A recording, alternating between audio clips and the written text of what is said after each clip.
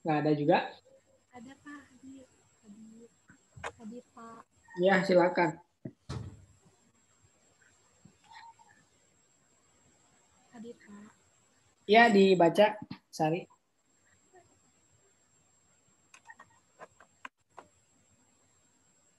Hadir Pak. Membaca. Perencanaan pajak terhadap PPN. Hal yang harus selalu dilakukan dalam melakukan perencanaan pajak yaitu review faktur pajak berdasarkan ketentuan perpajakan yang berlaku. Yang kedua, pembayaran atau penyetoran tidak lebih dari tanggal terakhir bulan berikutnya. Yang ketiga, SPT masa PPN selalu dilaporkan pada tanggal bulan berikutnya. Yang keempat, memastikan sistem pengarsipan atau penyimpanan dokumen PPN yang rapi dan terdokumentasi untuk dapat menghadapi pemeriksaan. Yang kelima, equalisasi harus dapat menjelaskan keterkaitan perbedaan antara penjualan yang dilaporkan pada SPT PPh Badan dengan penjualan yang dilaporkan pada SPT masa PPN. Suaranya kurang kencang ya. Kita coba cek Marta. Ada Marta? Hadir Pak. Silakan dibaca perencanaan pajak terhadap PPN. Perencanaan pajak terhadap PPN. Hal yang harus selalu dilakukan dalam melakukan perencanaan pajak yaitu 1. Review faktur pajak berdasarkan ketentuan perpajakan yang berlaku. 2. Pembayaran atau penyetoran tidak lebih dari tanggal terakhir bulan berikutnya. 3. SPT masa PPN selalu dilaporkan pada tanggal bulan berikutnya. 4. Memastikan sistem pengarsipan atau penyimpanan dokumen PPN yang rapih dan terdokumentasi untuk menghadapi pemeriksaan. 5. Ekualisasi harus dapat menjelaskan keterkaitan perbedaan antara penjual SPT PPh Badan dengan penjualan yang dilaporkan pada SPT masa PPN. Oke, kita bahas yang pertama. Sebentar ya, sebelumnya di sini ada yang kerjanya di bagian pajak kah? Di sini ada nggak? Ngomong aja langsung ya. Ada nggak di sini? Nggak ada. Pernah pegang, Pak. Pernah pegang. Gimana dulu kerjain PPN? Susahnya apa? Susahnya apa ya, Pak? Soalnya kan kayak sekarang mah udah ada yang e-faktur itu ya, Pak ya. Jadi ada misalnya ada faktur pajak masukan ya tinggal diinput. Terus kalau misalnya ada penjualan ya tinggal bikin faktur keluarannya. Terus tiap bulan tinggal posting terus keluar aja laporan SPT-nya. Udah disimpelin banget sama sistem e-faktur. Kalau yang Rati rasain gitu, Pak. Pernah kelewat nggak? Kelewat gimana, Pak? Ada faktur pajak yang belum dibayarkan atau dikreditkan gitu? Oh, pernah, Pak. Jadi bulan telat sebulan gitu, Pak. Pajak masukan ya? Iya. Tapi Ya. masih boleh kan ya, Pak, dilaporkan di bulan berikutnya. Maksimal 3 tahun, 3 bulan ya? 3 masa. 3 masa ya, Pak. Itu kalau pajak masukan ya, kalau pajak keluaran masih jarang terjadi. Iya. Nah, itu yang pertama ya, review faktur pajak itu maksudnya yang pertama biasanya masalah di pajak masukan. Pajak masukan itu karena kan kita dapat faktur pajak dari pihak luar. Jadi ngeceknya itu kadang kalau transaksi kita lagi banyak suka kelewat gitu. Apalagi kalau misalkan sekarang nggak dikasih fisiknya, tapi langsung filenya. Gitu. Jangankan file ya, fisik aja kita suka kelewat, gitu. Apalagi file. Kalau transaksinya sehari ada 30, gitu kan, seminggu berarti 30 kali 5, kalau sebulan berarti kali 30 gitu ya, itu banyak banget ya transaksinya. Itu rawan banget ke lewat gitu. Apalagi kalau file udah ke rename, Karena misalkan si pajaknya nomornya ada yang sama, itu suka kelewat. Makanya harus direview biar bisa dikreditkan. Kalau nggak bisa dikreditkan, tadi ya di awal dijelasin, akan merugikan kita. Kalau kita melakukan penjualan, itu jarang terjadi ya, karena langsung otomatis kita itu lapor gitu setiap bulannya, karena kan udah ada di ISPT gitu, tinggal lapor aja. Kalau pajak masukan gitu, kalau misalkan kantornya udah punya barcode scan kayak di Alfamart gitu, Indomart, tinggal di scan, tinggal ditembak gitu. Atau kalau misalkan yang belum punya, tinggal minta ya ke kantornya, berapa duit sih paling GoPay gitu ya, yang bagusnya mungkin 1,5 juta, tinggal ditembak aja gitu. Terus nanti masuk sendiri di e-faktur. Atau mau yang manual juga boleh, masukin nomor faktur pajaknya, nanti muncul. Gitu. Paling masalahnya kalau misalkan lagi gangguan e-fakturnya ya. E-fakturnya lagi gangguan, kita mau masukin pajak masukan itu lama atau loading terus. Dulu mah gitu. Sekarang mah nggak tahu ya. Kayak gitu sih biasanya. Terus kita malas lah ngerjain, nanti aja ngerjain yang lain dulu. Nah itu suka kelupaan gitu kan kalau misalkan ini. Begitu.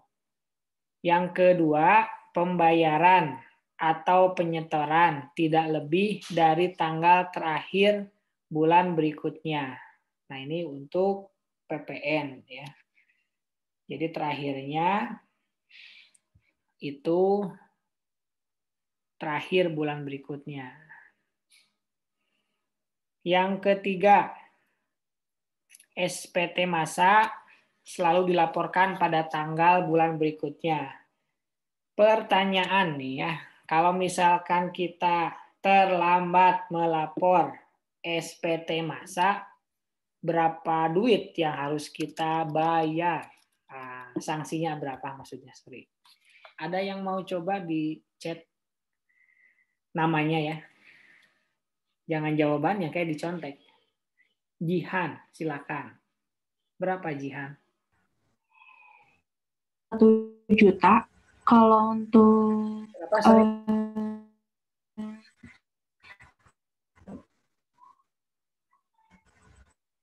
Berapa Jihan? SPT masa?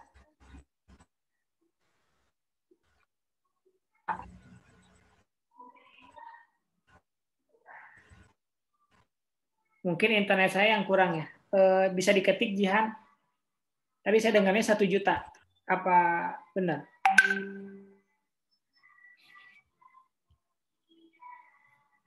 Jihan, jawaban kamu berapa?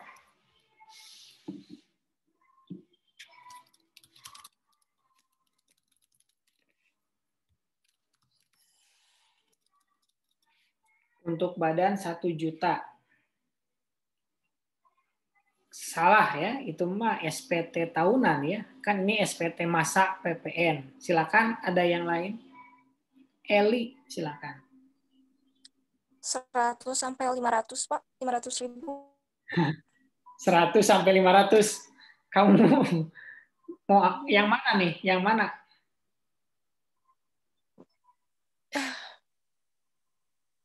SPT masa PPN.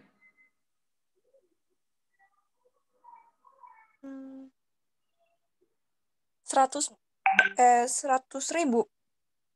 Jawabannya salah ya, 100.000 mah untuk SPT masa lainnya ya.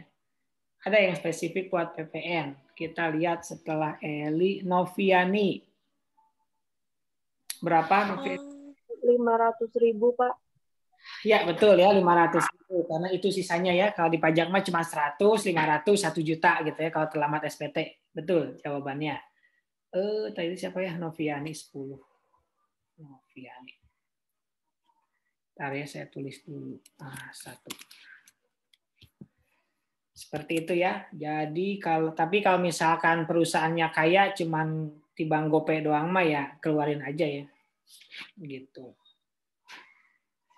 Biasanya kalau terlambat itu kalau di kantor itu biasanya kalau kita lagi sakit terus teman kita bego gitu ya di kantor Jadi kita ngasih tahu cepat lapor SPT masa udah telat, dia masih nggak bisa gitu ya, atau baru gitu. Gitu.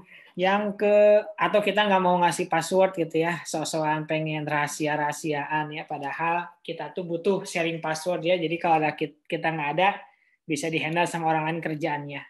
Aduin sama atasan kita. Pak, saya tuh udah ngasih passwordnya ke dia tapi nggak dikerjain, Pak, gimana ya? Gitu kan, jadi enak ya. Tinggal siap-siap aja dimusuhin gitu.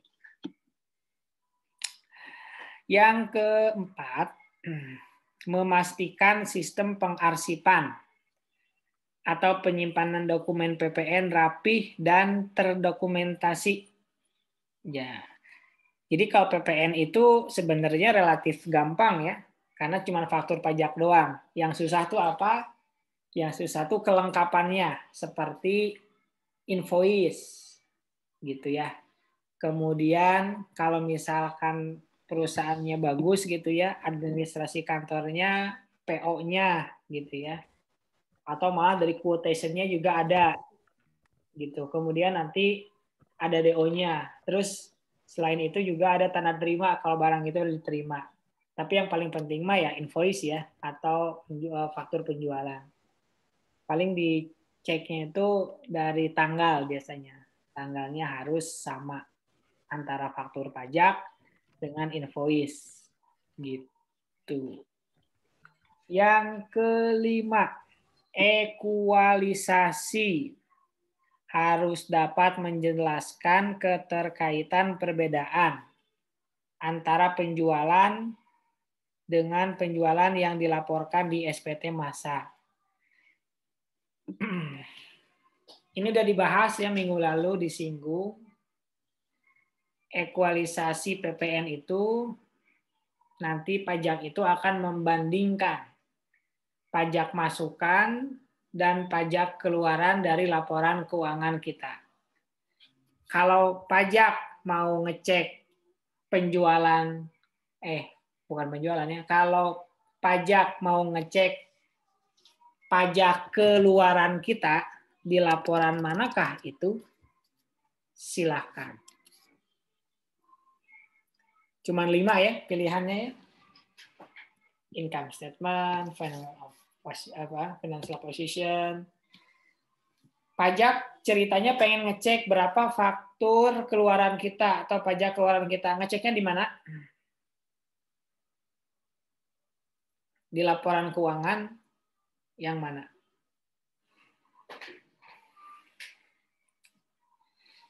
Ayo silakan yang mau searching boleh. Emang ada ya? Silakan.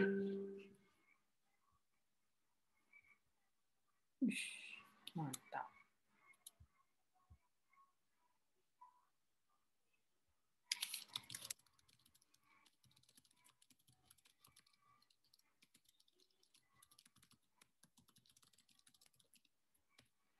Dewi Damayanti, di manakah? Mau ngecek pajak keluaran ya Pak? Betul. Di income statement. Income statement. Ada di mana itu? Maksudnya Pak? Kan income statement tuh ada yang paling atas tuh judul ya, paling bawah net income. Enggak Pak, nggak jelas suaranya. Oh, nggak jelas. Income statement-nya di bagian mana, Dewi? Di bagian judul?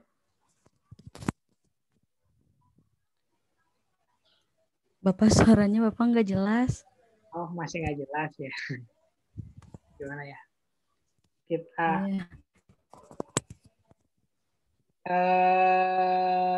apa ya? Income statement-nya di bagian mana, Dewi?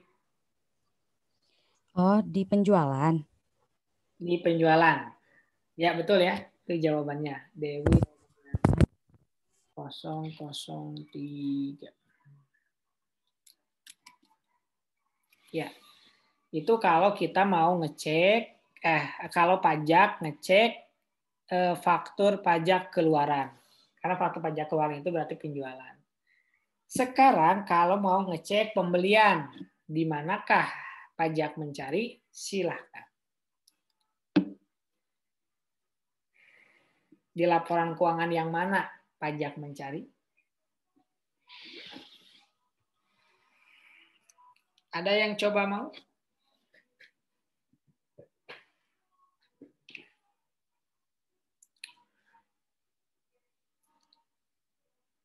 Ceritanya pajak mau ngecek pajak masukannya bener nggak ya? Pengen lihat dong laporan keuangannya. Nah, yang mana tuh laporan keuangannya? Silakan.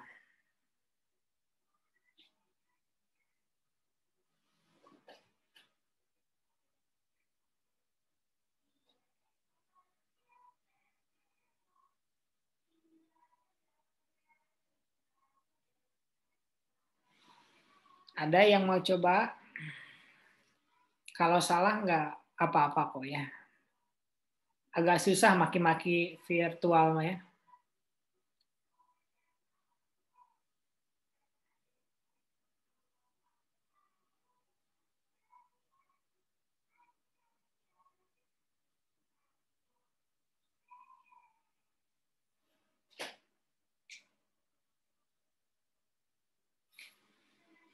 Ada yang mau coba?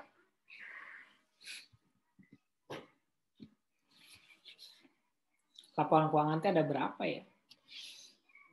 Pilih salah satu.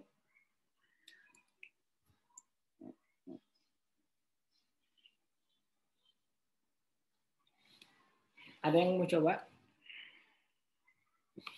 Di cash flow? Ada di cash flow? Atau financial position? Atau apa?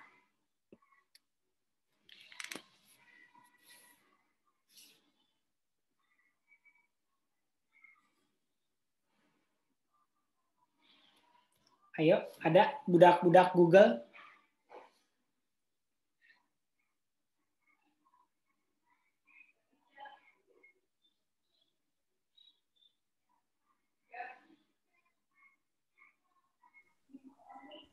Bapak maaf, pertanyaannya apa? Soalnya tadi keluar Pak, jaringannya jelek. Pertanyaannya, kalau Fiskus mau ngecek berapa pajak masukan kita, ngelihatnya dari laporan keuangan yang mana?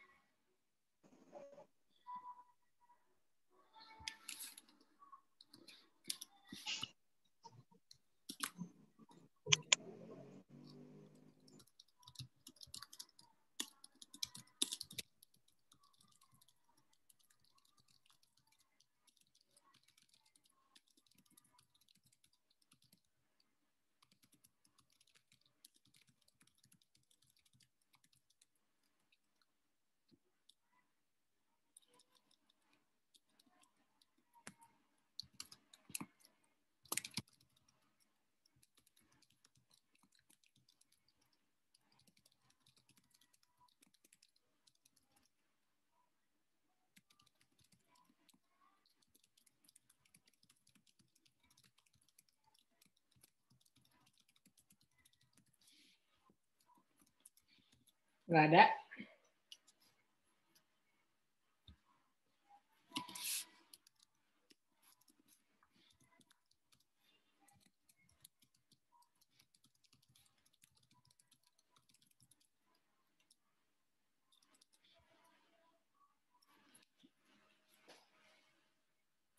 Biasanya pembelian lihatnya dari mana ya?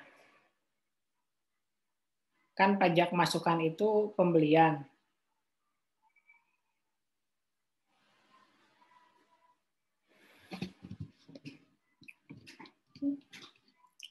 Di mana? Pembelian barang, pembelian bahan baku. Silakan, Christine. Income statement bukan Pak, laba rugi. Di bagian mana tuh laporan laba ruginya? Di bagian atas pembelian. Pembelian. Ada Iya. pembelian ya di laporan laba rugi ya? Persediaan gimana pakai jenisnya sih Pak? Bisa persediaan atau pembelian. Ya, Betul ya jawabannya. Di laporan laba rugi juga. Selain di laporan laba rugi, ada lagi nggak? Silakan yang lain barangkali. Terutama yang fakir-fakir poin ya. Seperti contoh Rahman Dani, kemudian Anissa, Diana, kemudian Yola, kemudian Devia, ya itu yang masih 0. Selain di laporan laba rugi ada lagi. Kalau pembelian itu adanya di mana?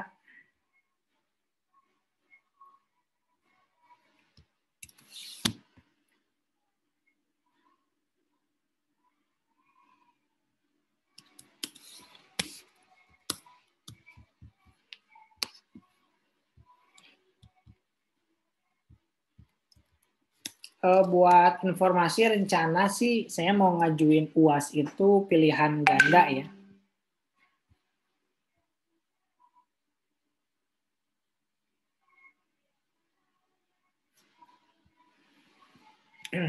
Pilihan ganda jadi nanti nggak ada nilai tambahan atau kurang nggak ada nilai tambahan.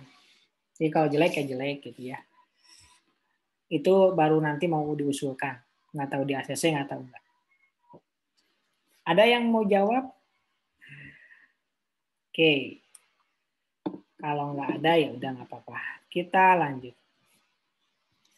Jadi ekualisasi, berarti ekualisasi itu artinya kita membuktikan ya, mempersamakan pajak masukan dan pajak keluaran. Pajak keluarannya tadi udah dijelaskan, ada di laporan laba rugi di bagian paling atas ya, sales, penjualan. Kemudian pembelian juga bisa dicek di laporan laba rugi juga ada pembeliannya. Atau bisa ada di neraca financial position. Kan di sana ada persediaan ya, ada persediaan. Gitu. Nanti disamain gitu. Kalau misalkan si sales-nya 100 juta, oh berarti PPN-nya kemungkinan 10 juta. Gitu kan. Pajak keluarannya berarti 10 juta. Ternyata yang dilaporin adalah 8 juta. Nah, kita harus bisa menjelaskan 2 juta itu kemana. Oh, mungkin kita jualannya sama yang dikenakan 0% atau yang tidak dipungut. Ya, kita ngejualnya yang tidak dipungut. Gitu. Jadi 8 juta, yang harusnya 10 juta jadi 8 juta. Harus bisa membuktikan mana transaksinya ini. Gitu kan. Nah, seperti itu yang dimaksud ekualisasi. Pembelian juga sama. Pada saat beli, ternyata persediaannya itu, misalkan pembeliannya itu ada 200 juta, enggak 200 ya lah, 50 juta gitu ya. Berarti pajak masukannya 5 juta gitu. Ternyata yang kita kreditkan lebih gede, 7 juta. Nah, kita harus bisa berargumen, kenapa nih 2 juta lagi yang mana? Terus kalian bisa bilang ada transaksi yang belum dimasukkan. Seperti itu, bisa kayak gitu. Buktinya mana? Kasih faktur pajaknya, kasih invoice-nya, selesai. Gampang ya? Teori mah gitu ya. Secara teori mah gampang. Gitu. Masalahnya kalau di kantor tuh bukan pusing nyari bukan pusing konsep gitunya. Pusing nyari datanya, banyaknya itu biasanya ya. Makanya saya sarankan yang ketiga nih harus rapi dan konsisten ya. Kita kadang suka rapi tapi cuma 2 bulan. Bulan ketiga hoream ya. Apalagi bonusnya nggak turun. Nah, bukti hoream gawe gitu. Lanjut.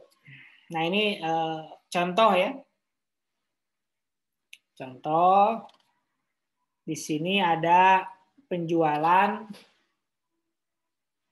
kemudian sebelahnya ada pajak keluaran, karena penjualan itu pajak keluaran. Kemudian ada peredaran usaha. Peredaran usaha itu penghasilan bruto ya, penghasilan bruto kan penghasilan bruto itu dari penjualan. Gitu. Ini pasti tidak ada selisih. Kemudian bulan Februari juga sama, tidak ada selisih. Ini ceritanya membandingkan antara penjualan dengan peredaran usaha. Peredaran usaha itu adalah penjualan. Seperti itu. Penjualan, peredaran usaha itu yang paling atas sales ya, bukan net sales ya. Hati-hati ya, sales bukan net sales. Kan beda ya, sales sama net sales mah.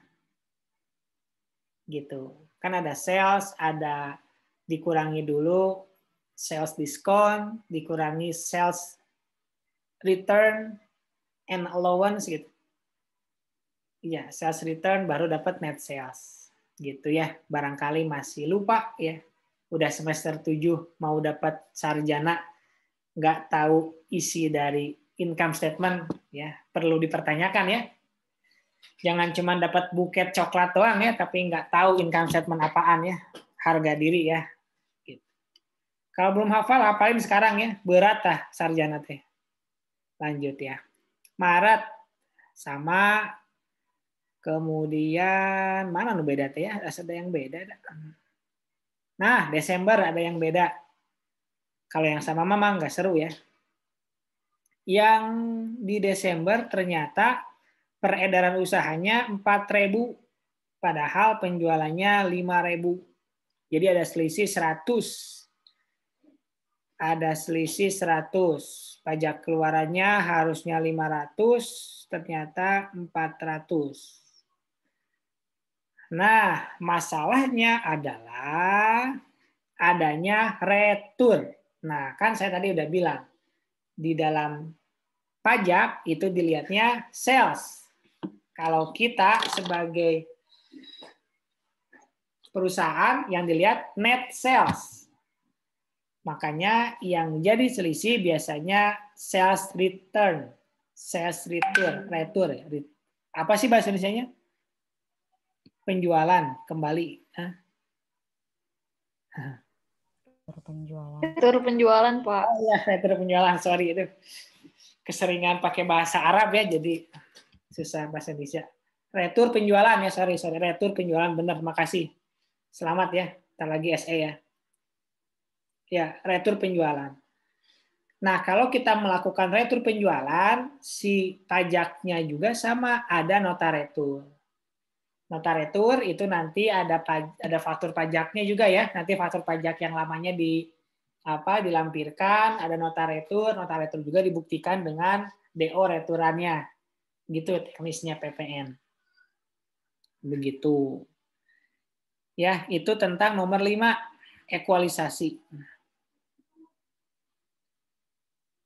Selalu ada ekualisasi, pasti ya, karena kan banyak retur, banyak diskon ya.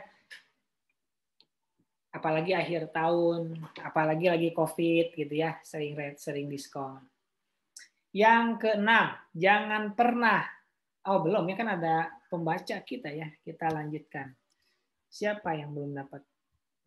Nah ini nih, kita coba dengar nama Anissa Ervialani, ada? Ada Ersa? Anissa, sorry. Yang keenam, jangan pernah ada satupun faktur pajak penjual atau commercial invoice yang diterbitkan perusahaan tanpa disertai faktur pajak dan sesuai dengan program e-faktur, ada kode barcode di setiap faktur pajak. Ketujuh, setiap transaksi penjualan harus ada kontrak penjualan dan purchase order, sehingga sengketa tentang syarat penjualan, harga pajak, termin pembayaran, dan lain-lain bisa dihindari di kemudian hari. Yang kedelapan, perlu diperhatikan persyaratan formal faktur pajak yang dapat dikreditkan agar tidak menimbulkan kerugian bagi perusahaan. Cross-check dan cermati dengan teliti faktur pajak. Yang kesembilan. Ya, nggak usah. Yang keenam. Ini mah prinsip ya, kebijakan perusahaan. Tapi pada kenyataannya, ya kita ngomongin realita ya, ada beberapa perusahaan yang bikin penjualan tapi nggak ada faktur pajaknya. Ya banyaklah alasannya ya. Malah biar nggak ketahuan sama pajak, pakai rekening yang lain. Biar nggak ketahuan. Itu termasuk tax evasion ya.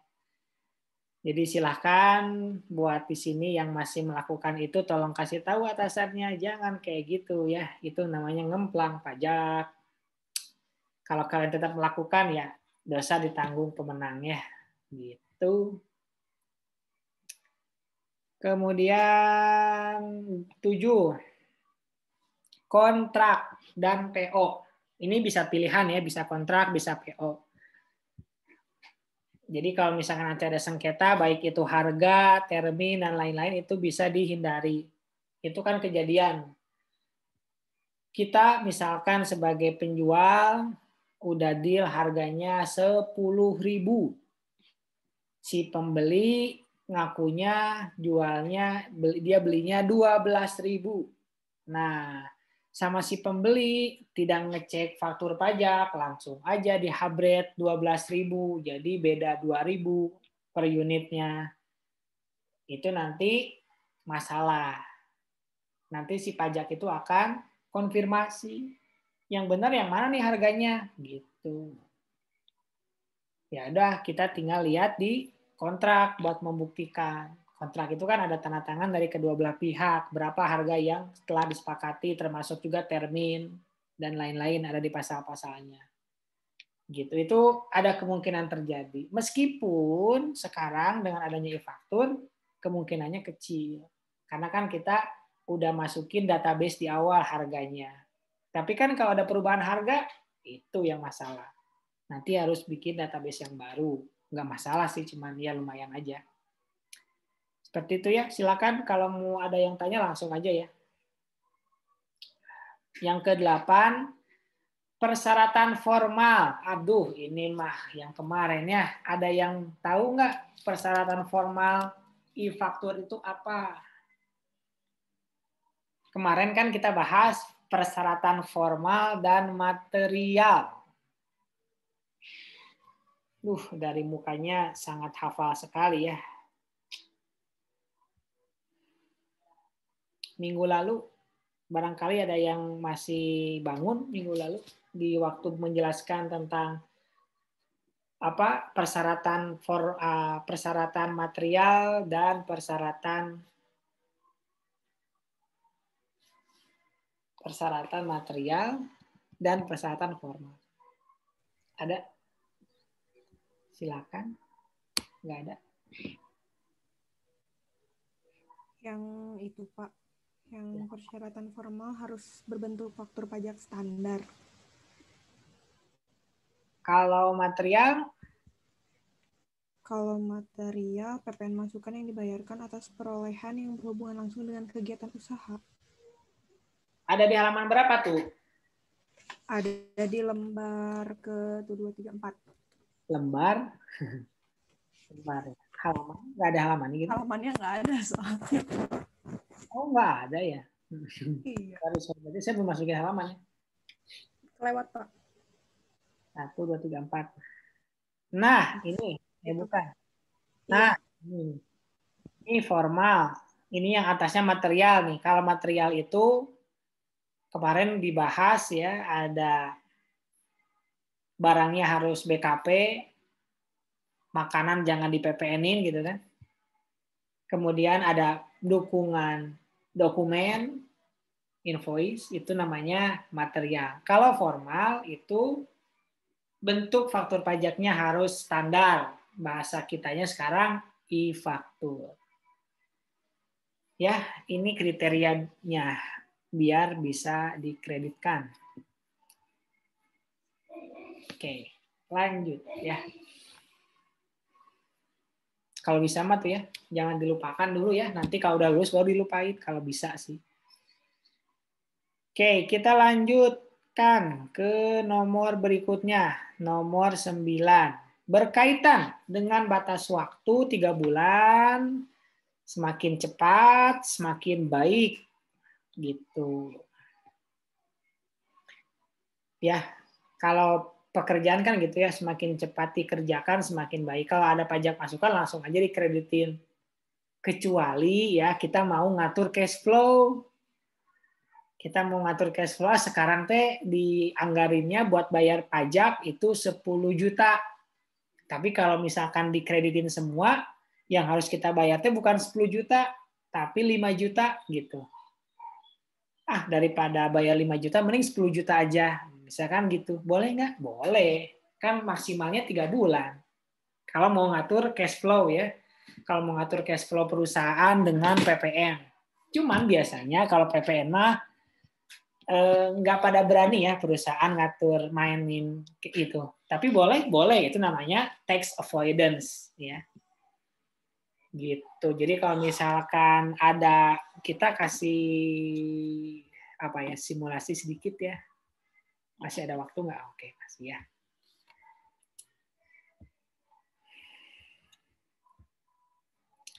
Nah, ini misalkan ya faktur pajak keluaran. Pajak keluarnya misalkan 30 juta. Kemudian pajak masukannya itu 20 juta. Bukan. Berapa tadi teh? 22 juta. Gitu. Jadi kan ini kurang bayar ya. Kurang bayar 8 juta. Kita teh nggak mau bayar 8 juta. Gitu ya. Ya udah deh, kita mau ngatur aja yang kita kreditkannya itu jangan 22, tapi 20 aja. Gitu. Biar bisa bayarnya 10 juta. Jadi yang 2 juta disimpan di bulan berikutnya. Boleh kayak gini? Jawabannya boleh. Karena kan ini ngatur cash flow. Begitu. Gampang ya PPN lah ya. Tapi yang brevet biasanya susah ya soal PPN. Oke, lanjut ya. Silakan kalau mau nanya mah langsung aja ya. Jangan malu-malu ya. Malu mah sama NIM ya. NIM kalian tuh udah 17 ya, berarti udah semester 7. Lanjut. Yang ke-10. Jika pajak masukan lebih besar dari pajak keluaran, maka kelebihan tersebut dapat diperhitungkan dan dimintakan dengan 2 kemungkinan. Yang pertama, restitusi. Yang kedua, kompensasi. Harus lebih bayar dulu. Jadi nanti tergantung. Kita udah bahas di sebelumnya ya tentang manajemen restitusi. Gitu. Kapan kita harus menggunakan restitusi, kapan kompensasi. Jadi kondisi masing-masing aja. Kalau misalkan kita pengennya duitnya datangnya cepat karena mengingat time value of money, uang sekarang itu akan berbeda nilainya bulan depan, maka kita mendingan restitusi gitu. Tapi kalau kita orang kaya perusahaannya, ngapain restitusi? Kompensasi boleh. Tapi ingat, kalau restitusi itu harus ada biaya tambahan. Apa itu? Biaya untuk mempersiapkan diri di periksa. Kayak gitu. Ya, itu yang anak 10. Yang ke-11.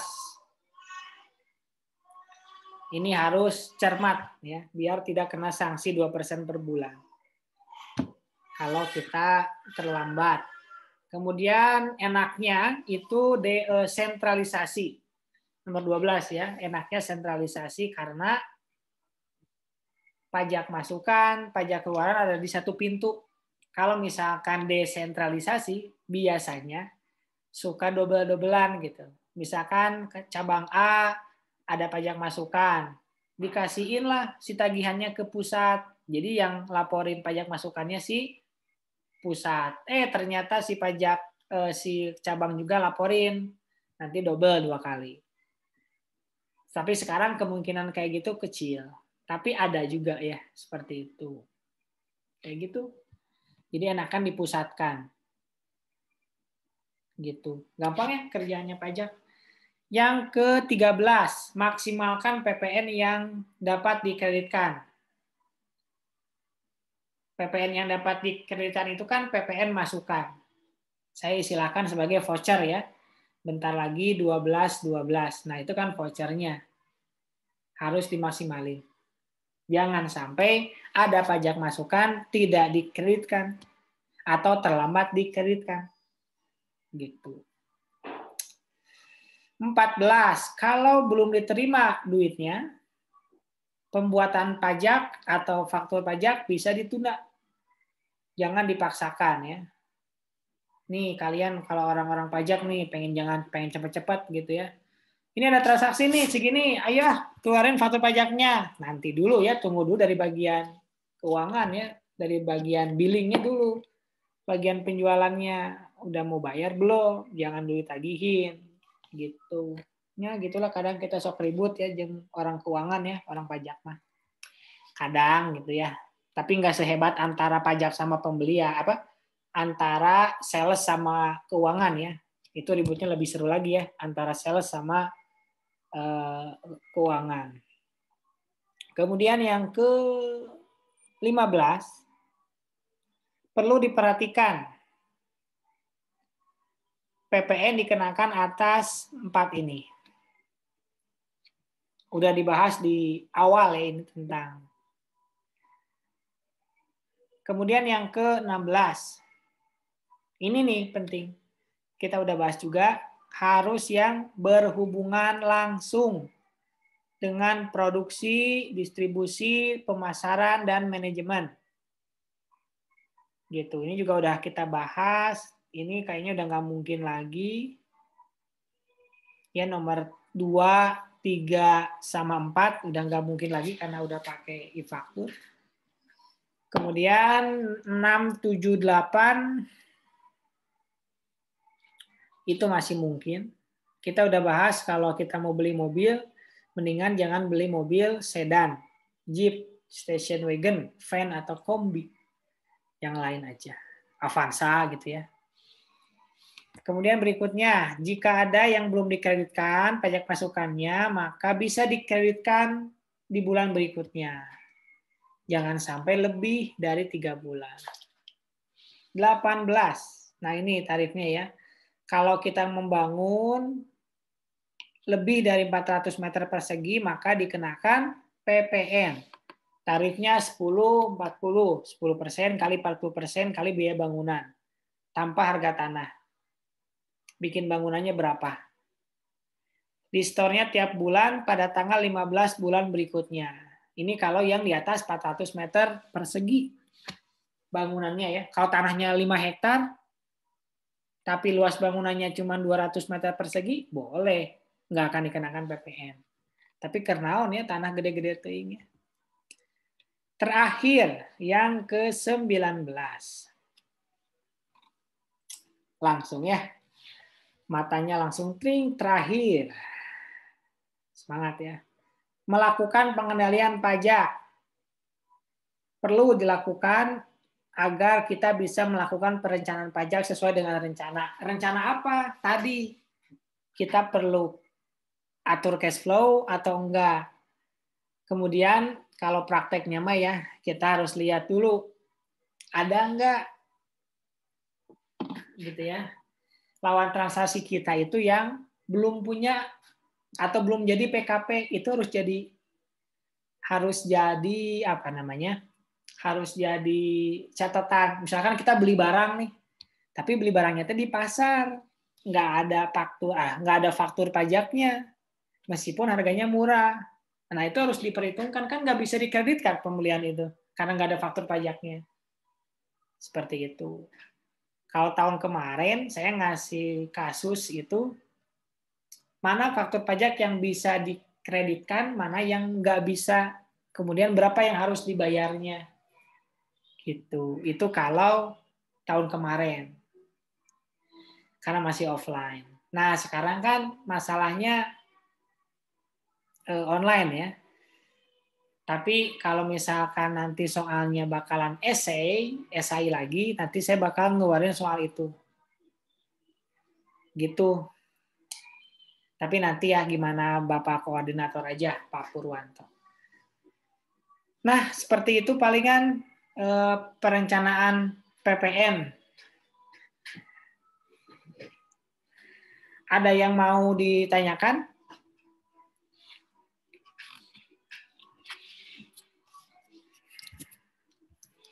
Ada?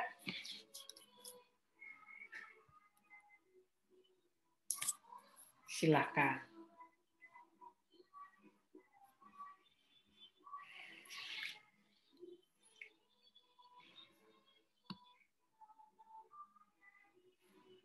Kalau tidak ada, saya mau ngasih tugas untuk mengerjakan soal latihan ya. Soal latihannya nomor 1, kemudian nomor 3, kemudian nomor 5. 3 soal aja ya.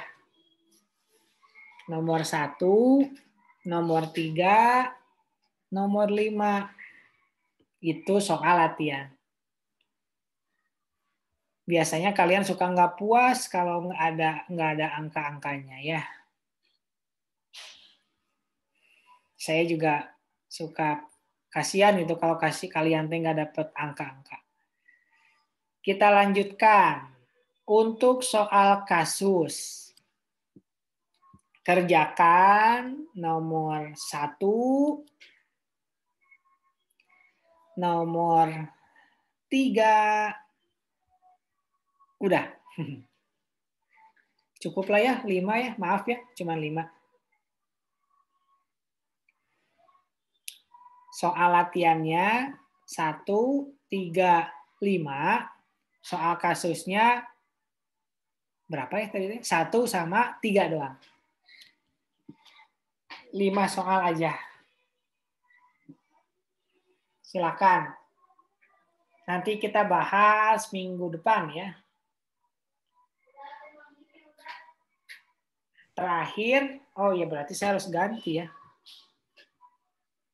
Harus ganti do-nya, tenggatnya ya. Jadi tenggatnya selain kalian upload bukti kehadiran di Classroom, kalian upload juga ini. Terakhirnya itu minggu depan ya. Minggu depan tanggal 16 berarti jamnya sebelum jam kita mulai, yaitu jam 19.59 ya, harus udah di-upload. Silakan barangkali ada yang mau ditanyakan atau ada yang bilang Pak kayaknya kurang deh, cuma 5 doang gitu. Kurang menantang boleh. Pak mau tanya. Ya, gimana? Buat di soal 1 ya Pak ya. Latihan apa kasus? Kasus-kasus. Oh, kasus yang ini. Gimana? Ya. Yang C-nya itu teh pajak yang harus disetorkan oleh PT Suka-Suka ya Pak. Terus kalau misalnya si jawabannya teh lebih bayar gimana Pak? Ya ditulis tidak ada. Ya kan? Benar juga. Iya. Ya udah. Terima kasih Pak. Iya. Iya Pak, tapi itu tuh kan bulan Januari. Emang ini enggak? Oke, udah. Terima kasih Bapak. Silakan yang lain. Biasanya Irna ya suka pengen nambah soal. Gimana Irna mau nambah? Enggak, Pak. Tadi putus-putus pas akhirnya baru nyatet sampai soal latihan aja. Yang kasusnya belum tahu sampai mana aja. 1 sama 3. Oh iya, Pak. Makasih, Pak. Atau biasanya yang suka pengen banyak soal itu Yuyun. Gimana Yuyun? Cukup 5 Yuyun? Cukup, Pak. Oke. Ya kali aja kamu biasanya kan. Oh, cuma 5, Pak.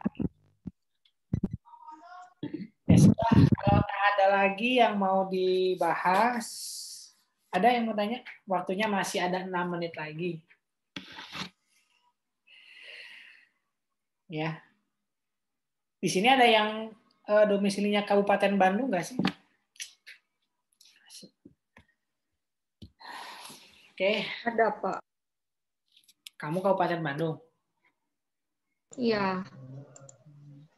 Di kamu nyoblos nggak tadi? Nomor berapa di kamu? Apanya nyoblosnya? Bukan yang menang, tahu nggak? Oh, yang menang yang nomor 3, Pak. Oh, kamu daerah mana? Kabupaten Bandung. Ya tahu, saya juga kan lega Kabupaten Bandung teh.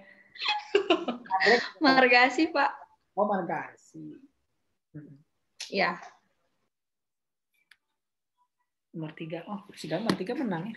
Di tempat saya juga nomor 3. Baiklah, sahawe. Silakan, ada lagi? Kalau nggak ada, 5 menit bisa dipakai buat apa ini? Terserah lah kalian ini ya ini. Oke, kalau nggak ada, saya cukupkan sekian. Terima kasih semuanya. Assalamualaikum warahmatullahi wabarakatuh. Terima kasih, Pak. Terima kasih, Pak. Waalaikumsalam warahmatullahi wabarakatuh. Pak.